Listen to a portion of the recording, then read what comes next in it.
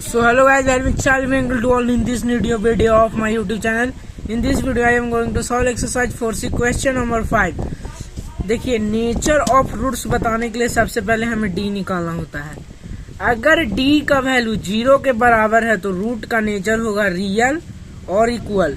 अगर डी है जो 0 से बड़ा माने 0 से बड़ा है यानी 1 2 कुछ है तो रूट का अति होगा रियल एंड अनइक्वल। और अगर अगर डी का वैल्यू 0 से लेस है इसका मतलब जो हमारा वैल्यू होगा नेचर होगा रूट का वो होगा नॉट रियल।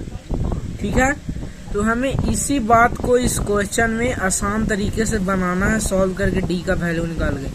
तो चलिए इसे बनाना शुरू करते हैं।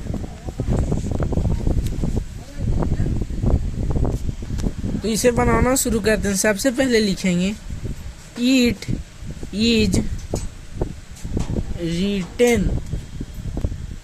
ठीक है, तो सबसे पहले लिखेंगे it is written in the form of ax² plus bx plus c is equal to 0। ठीक है, हमारा इस फॉर्म है। So a is equal to coefficient of x² to l, फिर b is equal to coefficient of bx, मतलब b का coefficient हमारा क्या है -4√15।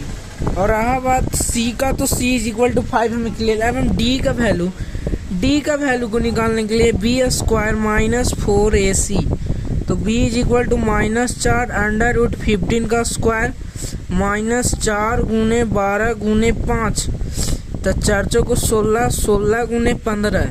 यानी अब हमारा क्वेश्चन है कि 16 मल्टीप्लाई कितना होगा, क्योंकि -4 का स्क्वायर करेंगे तो ये 16 हो जाएगा और √15 गुने √15 यानी 15 आएगा। तो 16 इंटू 15 तो 6 बचे 30 की 7 बचे 3 5 3 8 1 6 0 9 6।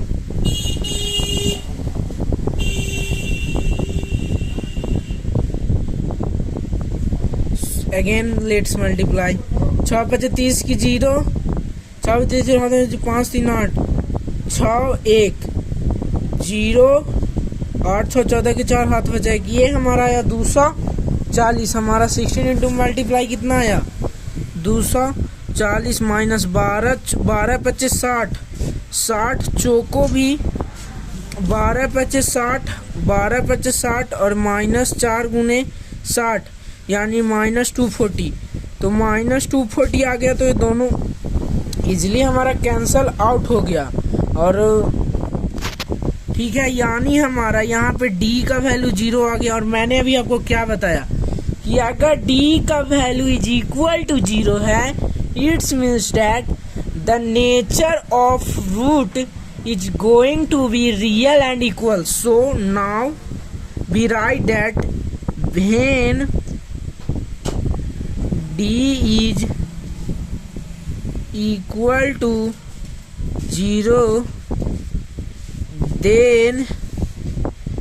then nature of root is real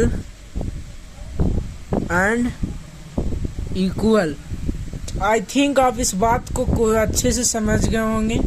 Thank you for watching this video. If you going to understand this question properly, then subscribe my YouTube channel. Thank you.